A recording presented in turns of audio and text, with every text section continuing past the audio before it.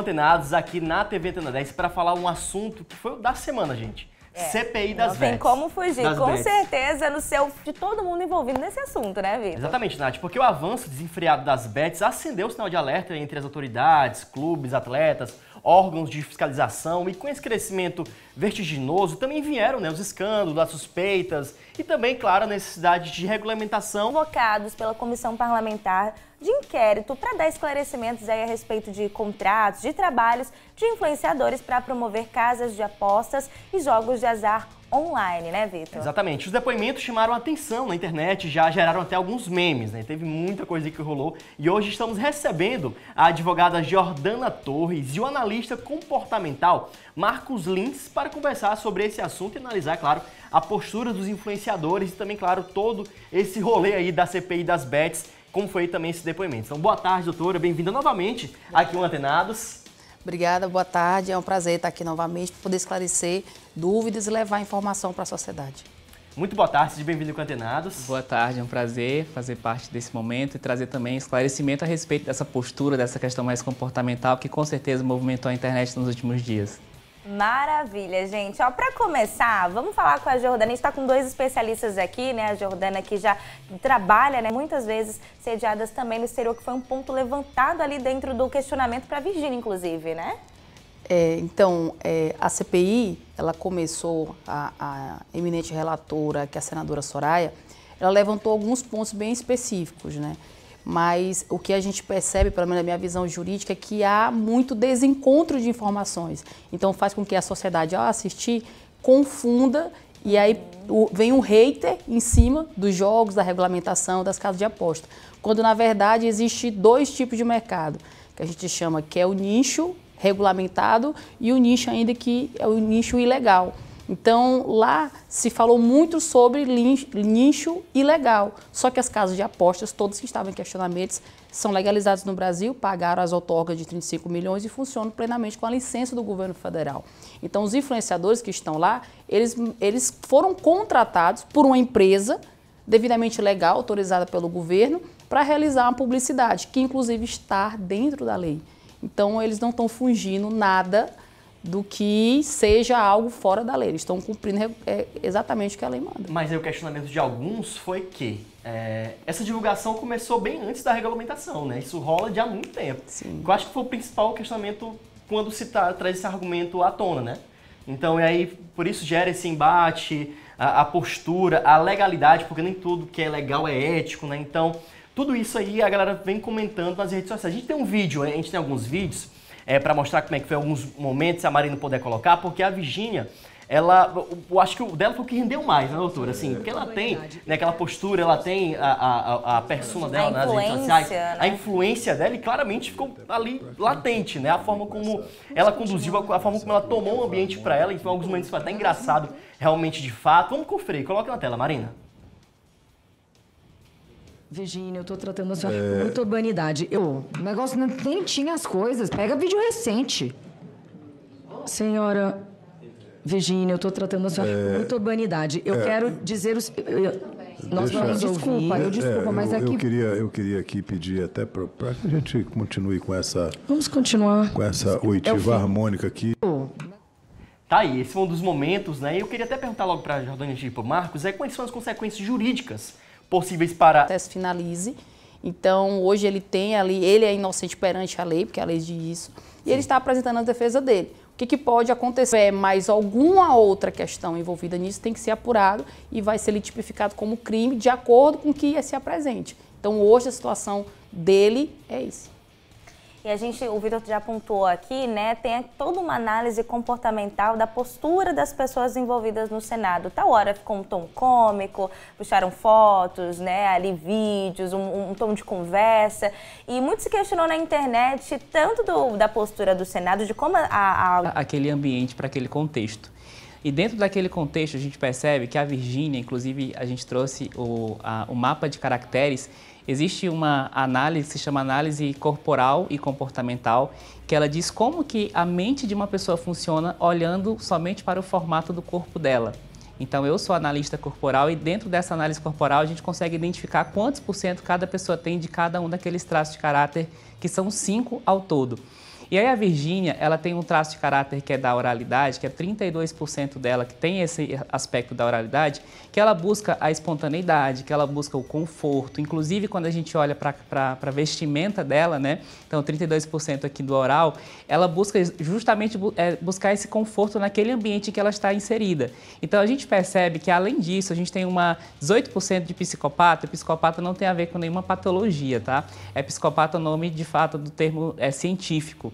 E essa psicopatia é quando a pessoa ela consegue ter uma busca por conseguir até ter mais facilidade na persuasão, no domínio da situação. Então, ela conseguiu utilizar isso a favor dela naquela situação específica. Então, a gente entende que a Virgínia, claro, assessorada por uma série de advogados também, né, profissionais que estavam ali com esse intuito, mas claramente ela foi com essa guarda mais baixa, no sentido de, eu vou me colocar realmente, ela trouxe muito a espontaneidade dela, nos momentos que ela chega com a garrafinha dela, tranquila. Então, ela quis mostrar o seguinte, eu estou aqui de peito aberto, eu estou aqui para trazer de fato que eu posso contribuir, a maneira com que eu posso contribuir, e olhar também por um viés de que ela tem 30% dos traços de caráter dela, que é o rígido. O rígido é um traço de caráter que ele está muito pautado na questão da ambição. E a ambição não é ganância, a ambição é você querer mais da vida, é você querer prosperar, você querer crescer. E a Virgínia tem isso muito trabalhado, né? O próprio rígido também tem um viés muito voltado para a parte competitiva, para a parte voltada para a agilidade. Então, ela é empresária, ela é empreendedora, ela tem vários negócios e ela tem, de fato, crescido cada vez mais. Enfim, é uma das pessoas que tem maior notoriedade no Brasil quando a gente fala de influência digital.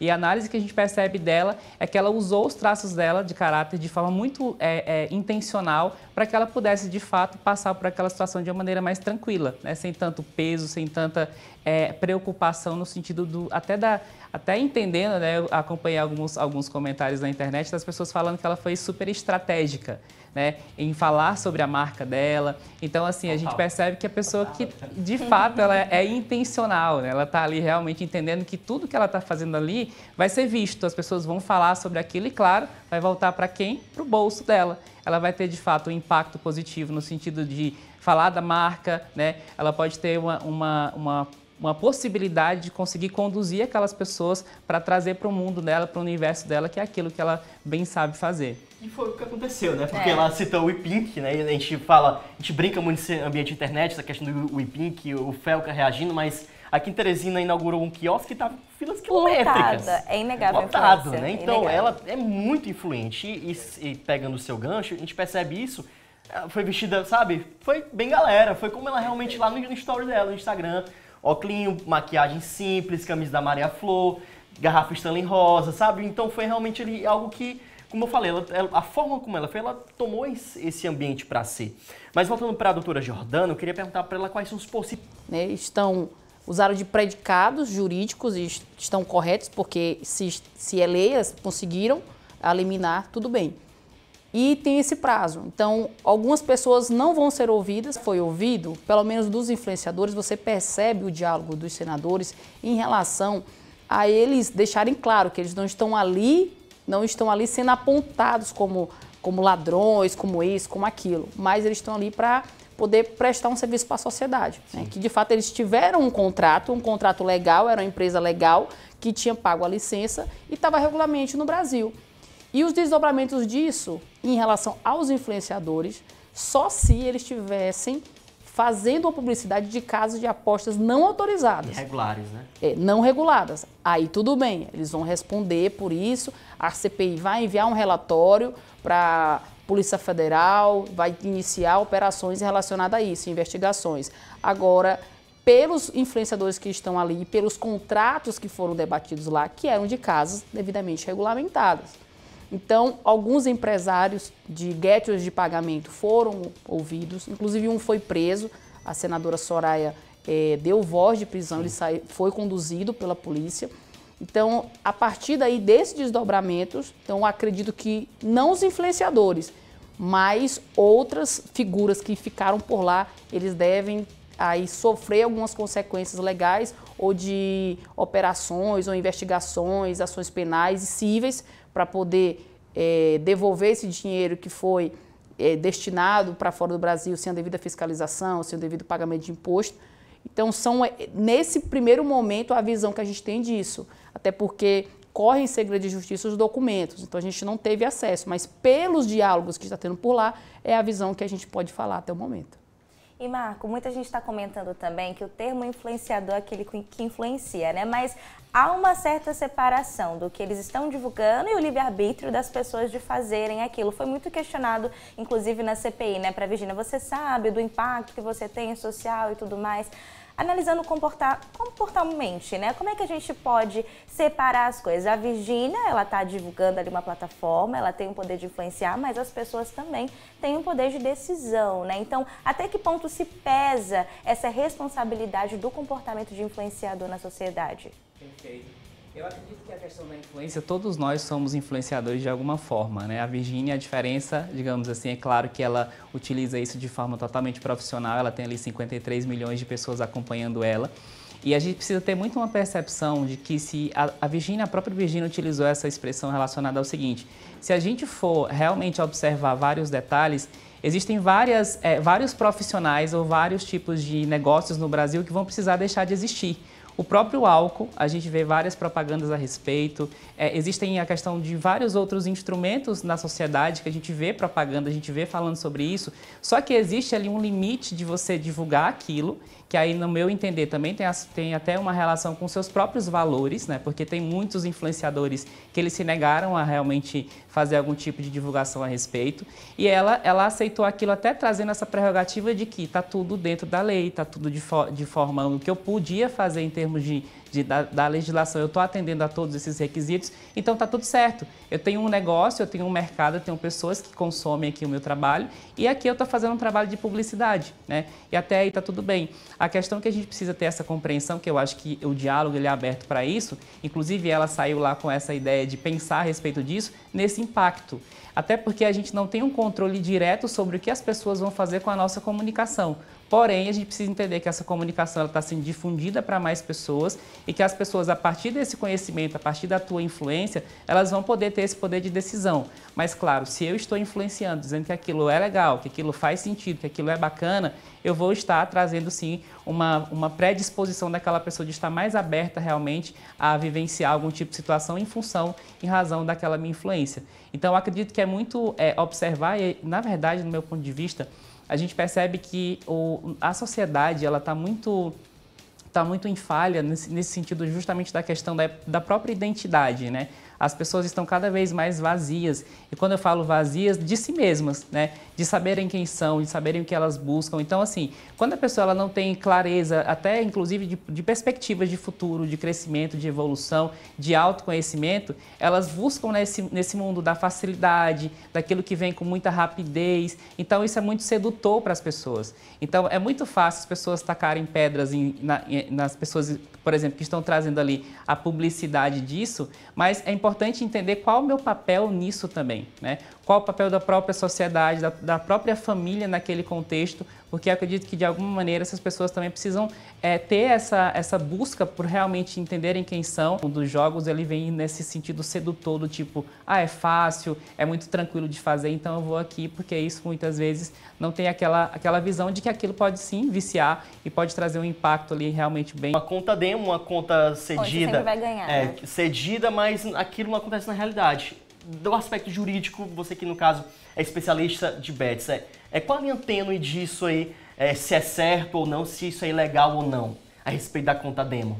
É interessante porque a verdade é que é levada em questão. Eu estou com o meu celular aqui, isso daqui é uma conta marketing aceita pela regulamentação. Publi.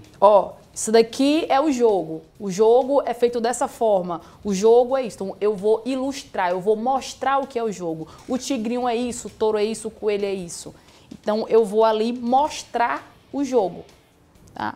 Como ele funciona. Agora, eu enquanto influenciador, eu não posso dizer, eu estou ganhando com o jogo, olha, meu dinheiro estou ganhando aqui, eu não posso, ali é uma conta apenas para ele ilustrar, para ele demonstrar como o jogo funciona e o que é o jogo, o que está ali. Agora, o influenciador, ele não pode dizer que está ganhando, até porque hoje tem portarias específicas de marketing de publicidade e tem a própria lei e as normas. Essa conta era utilizada por grande maioria de bets não regulamentadas. e que são utilizadas, são enviados para alguns influenciadores que ainda divulgam essas bets irregulares e eles fazem uma publicidade errada, o que é totalmente diferente da Virgínia. Se você vê as publicidades dela, de bets, desde quando saiu as normas do CONAR, são todas corretas. Então, a conscientização que o influenciador tem que fazer, ela fazia. As normas do CONAR, as advertências, maiores para 18 anos, jogo com responsabilidade, tudo isso era feito. Ela cumpria rigorosamente isso, tanto ela como o Rico e alguns tantos influenciadores. Só que, pelo erro de um, muitos pagam. Então, acabam no discurso generalizando. E o meu Instagram, eu postei um vídeo, bateu 1,5 milhão um vídeo. Lá, 500 comentários ela falando mal, mas muitos falando bem. Até porque meus seguidores são influenciadores e todo o pessoal de bets. E você percebe que a grande maioria dos comentários é generalizando da conta demo. Então, você não pode generalizar. Eu posso divulgar uma conta marketing normal dentro e você pode fazer uma errada. Mas aí você responde pelo o seu ato e eu não tenho que responder pelo seu ato. Mas a gente sabe muito bem, né, que antes dessa regulamentação, desde quando houve esse boom do tigrinho das plataformas, era feito exatamente dessa forma. Aqui em Teresina, muita gente foi presa porque fala, olha o tanto que eu ganhei aqui agora. Acabei de ganhar R$100. E aí, na verdade, era a conta demo.